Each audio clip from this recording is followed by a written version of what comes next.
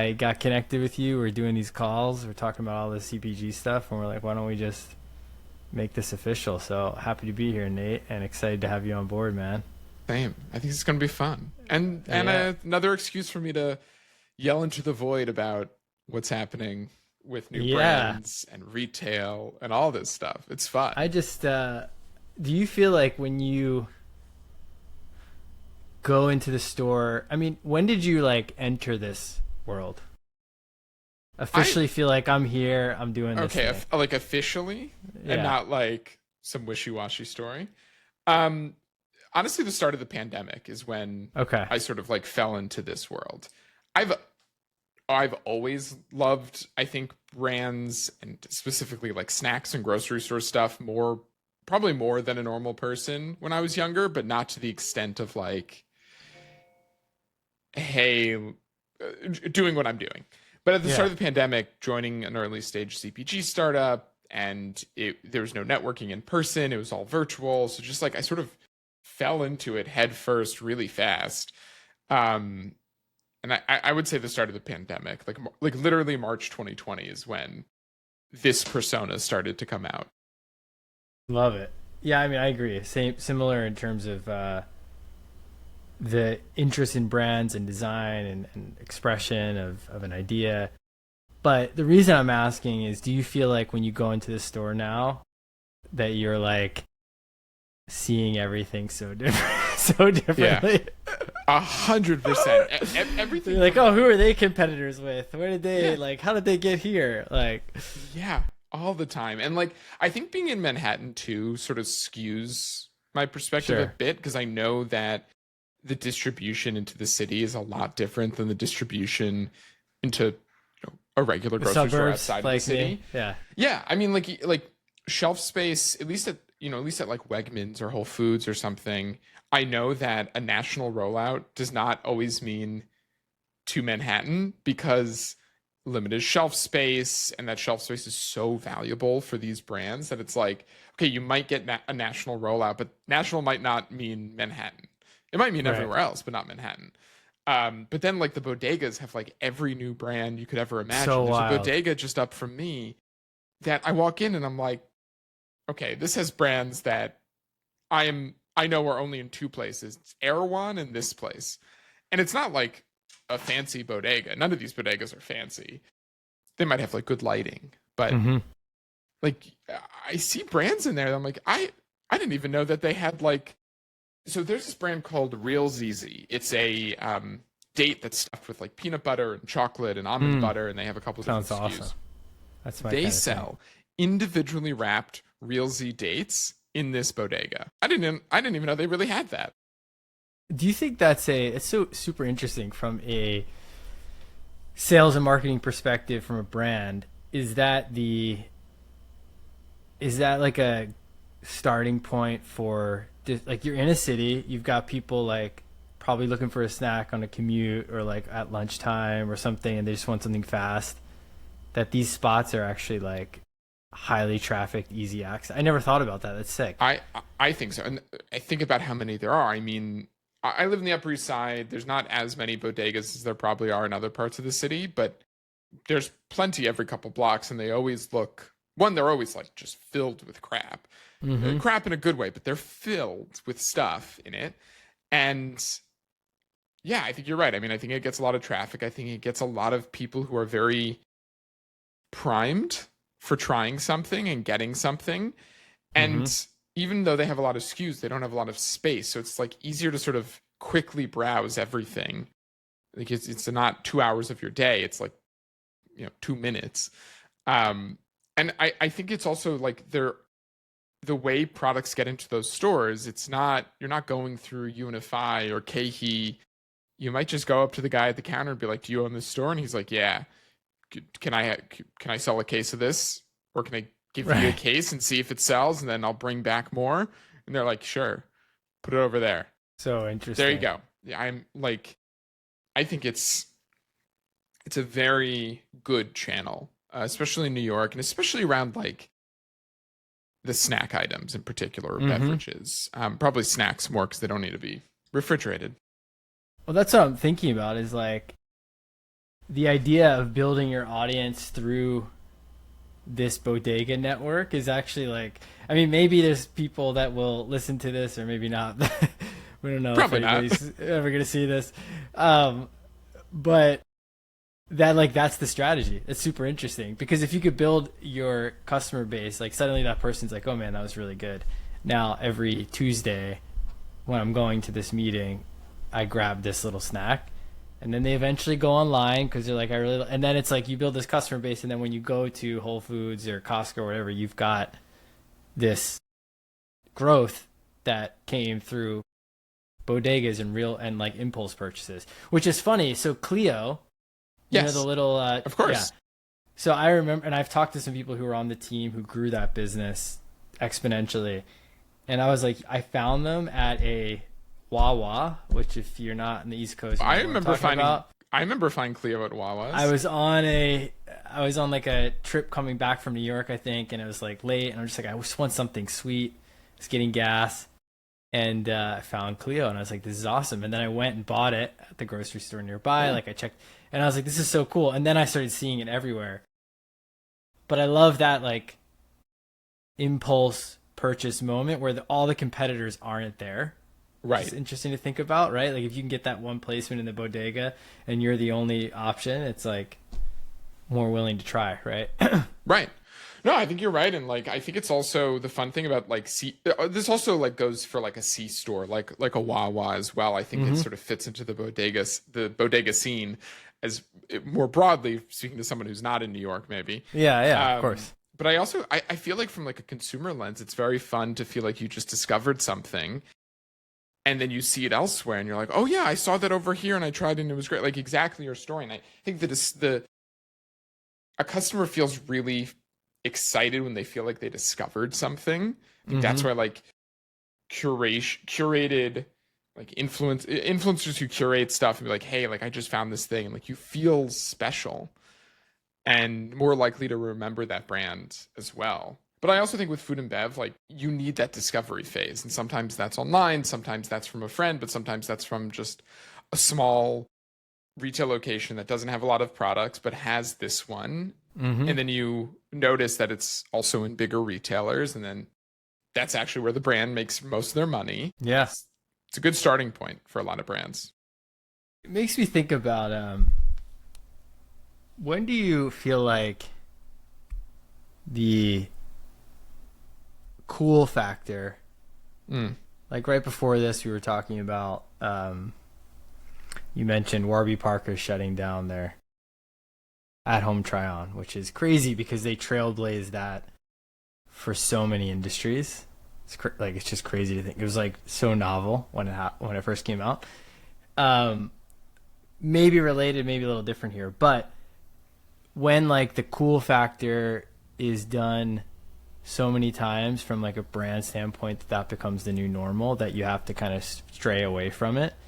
So we're switching gears here, but I'm thinking about the brands like a Clio or the one that you mentioned where they're doing things that are, but like if you think about Clio, like I love Yasso bars. There's a million now, like Greek yogurt, and I think about like NA beer, and I'm like, my son watches me drink.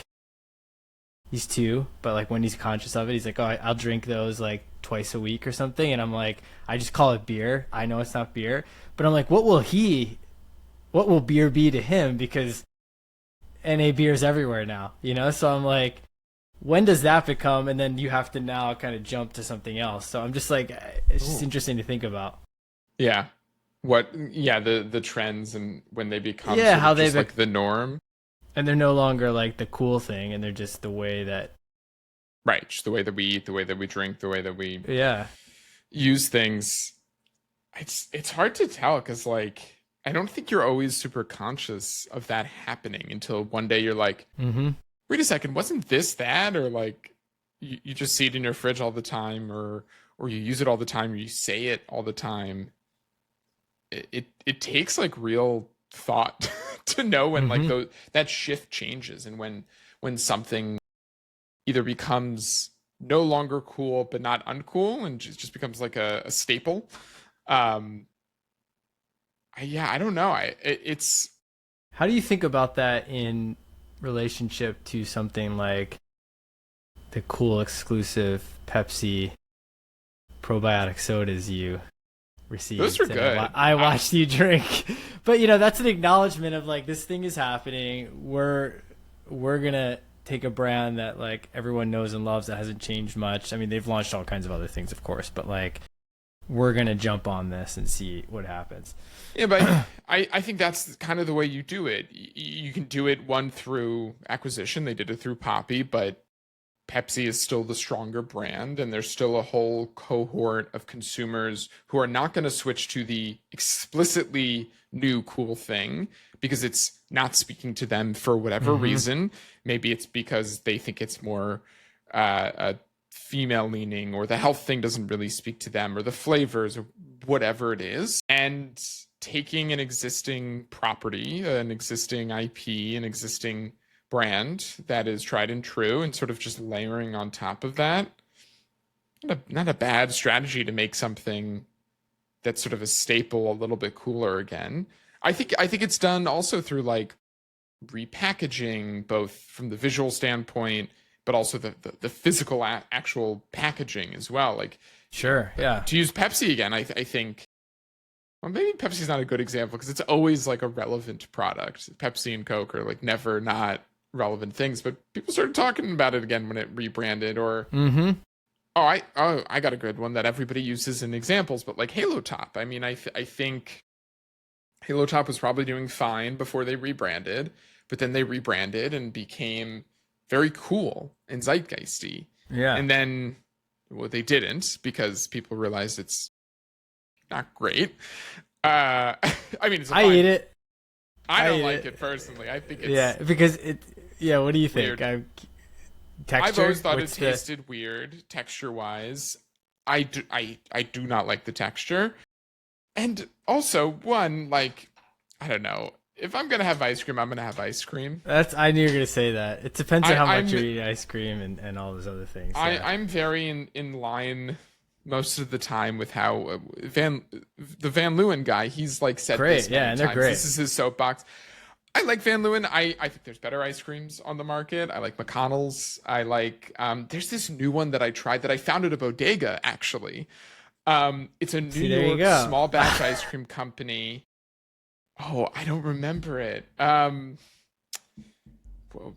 it a baklava New York small batch ice cream? I'm googling this because I'm gonna like I need to. Oh, it's called New City Ice cream. Okay. Here, wait. Can Never I heard of share? it. Can I share Yeah, my sure. screen? I also want to give a shout out to Heritage Kulfi. Have you ever had Heritage Kulfi? Yes, that one's Yeah, I really had good. at the. We did that panel at Expo West, and they were there. So good. Okay, do you see this? Yes. So Wow. it's new. This stuff is really good. Micro Yeah, this, Creamery. Micro yeah, Creamery. this is really good.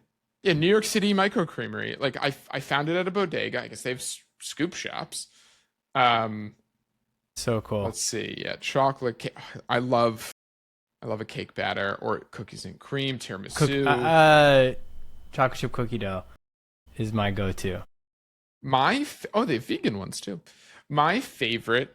Oh, I This can only is see the Google things. I think you've moved to oh the website. You were. wow. I feel like we're on That's now we're on a meeting, Nate, that's. and you didn't say, "Can you see my screen?" I've just started to believe that everybody can always see my screen. Okay, here are Oh, the this is not flavors. bad. This is not bad. Let's see. Cake batter.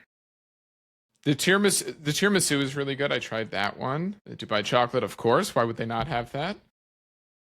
This one was good. The Nutella Rocher. Wait, can you click one of these? Does this? I'm just curious. Now this is okay. This is where I step into like Uh, trying to understand this website. let's see. Super interesting. Interesting. They've got scoop shops. Yeah, so the cannoli one was pretty good. So that website, you can actually see this product. That's so fascinating. No, What is up with this? it's New interesting. City Creamery. Oh, it's 2015. Okay, and they sell. I'm on there. Wow, this really is like a meeting. Um, I found their store locator, so they sell. This is a great store locator, I gotta say. What is happening? And they're in Whole Foods. So that's pretty I will say, incredible. oh, how did I? Okay, they're in Baltimore. We gotta help them, Nate. All right, we'll reach out to them. Okay, they're all over the. Let's see. Yeah. The new Big Y in Connecticut.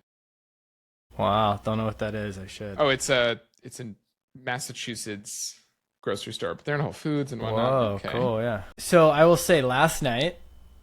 So I won't give the whole story because I'll make it longer than it needs to be. But I received Levain cookies last week. Well, I have thoughts on Levain. Okay, you could share, but I love Levain cookies. It's like my kryptonite. So last night I took the last bits of one and I smashed it into the last bits of Halo Top vanilla ice cream, and it was like heaven. I mean, it was so freaking good. So there you go. I mean, like, I thought that was a great. Even if you don't like Halo Top, that was a great use case. Sure, that would make it good. That's a great use case. I think so.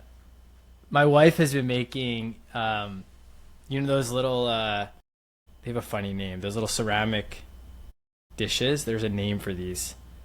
Ramekins? Yes, I think it's the funniest name because I'm like, what you is think Ramekin's a funny name? It's like so rad. So she's been making these little peach cobblers in a cup. Okay. You put peach in there, and then it's just like some sugar and flour, and then I put Halo Top on top of there. But she is putting Van Leeuwen. So there you go. Yeah. But what are you gonna say about Levain? It's not my favorite, personally. What's your favorite? Not crumble. I've actually never had. No, I'm not. Also not a crumble. But Levain, any day, any flavor. I think Levain is too big. Oh, that's very true. That's why I ate these cookies over a series of. I will say 8 days. I much prefer the Levain from the store than from the frozen section at the grocery store. So that's what I got is from the store shipped, like the fresh ones shipped. Yeah, great. The frozen ones give me a big tummy ache. I don't get it. I never had it.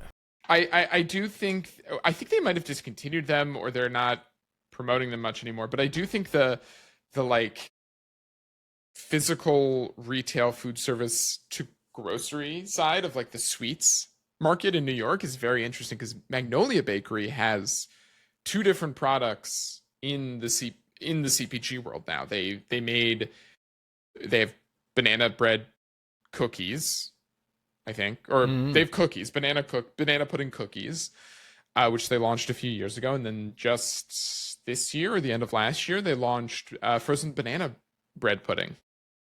Interesting. Which is really good. Yeah, really good. What's really cool about them is they're frozen. They actually sell it if you fly first class in United, I think you can get a small little tub of it. But it took them like 3 or 4 years to develop it. It is on their site. I think it says like it's like freeze, thaw, freeze. Like it comes frozen. You can thaw it. It has the consistency of like the one you'd get from the store. You can freeze it again, then thaw it again, and it has the same consistency. I don't know how they formulated it, but it maintains its like fluffy, creamy texture when frozen and thawed. Is there a link and here again. we should share with all the people here? I think it's only available on GoPuff right now. Oh no, it's also available on Fresh Direct. I've seen it on Fresh Direct. Oh yeah, okay, yeah. DoorDash, Amazon Fresh, GoPuff, and then I've seen it on Fresh Direct. I'm pretty sure. It's really good. Very cool. I was very surprised to see my wife roll the cart over to me at Costco and there be a vacation sunscreen package in front of me, and I'm like, what is happening? It was one of those moments when I said when you go to a store you feel very different looking and everything. I was like, this brand is not in Costco. I was like, what is happening here? This is not at all what I'm like, but amazing. Kudos to them. I think it's the same with a lot of like upstart brands, but I think that's also because we've known these brands mostly since they've started. Yeah. So like seeing AG1, Graza, BTR, leisure hydration, vacation, like all of these brands getting to Costco is kind of like disorienting because it's like, oh, it's just this like small direct to consumer brand they might sell on Yeah. Amazon. You're like, all right, they're national at Whole Foods. They've Yeah, it's raised great. a bunch of money. Costco I've heard is a really good retailer to work with. I've Once you heard get in. them. Yeah, I've heard they're really good with payment terms, which is always really nice. And they work with you to like scale regionally and very strategically, which not Mm. all retailers do. I think Whole Foods also does that pretty well, where they're like, okay, well, like, For anyone yeah. curious, this is. I also saw they have a pump. Did you So see that, or I was it said just I was this kit? just this that I saw, and it's just the classic two, of course, two giant bottles of classic lotion. Great packaging. Oh, and you get a brand air freshener. That's fun. Oh, that's fun. Yeah. I like their stuff. I like their scents. I think I don't know how effective it is, but it is fun to use. Their whipped cream sunscreen. Oh. It's really fun. Oh, I haven't used that.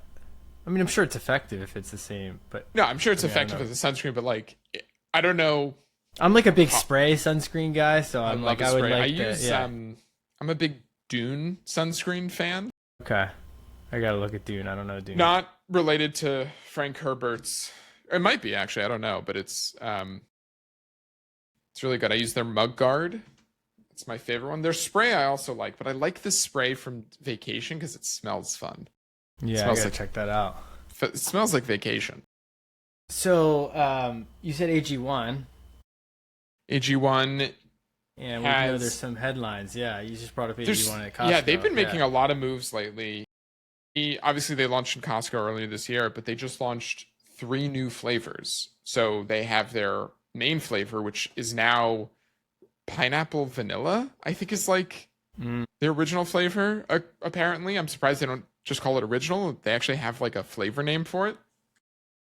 There's yeah, it's tropical, interesting. citrus, and berry are their 3 new ones. You know what's fascinating about AG1? It's like I tend to, because I'm in this industry, like you and I are talking about. I always look at my wife Dana, and I'm like, what is she as a normal Normal person? shopper? Like, yeah, exactly. So what's funny is we've been watching Nine Perfect Strangers on Hulu. Oh, I'll explain how I'm getting to this. You might know what I'm thinking. I think I do. I was watching my wife watch it.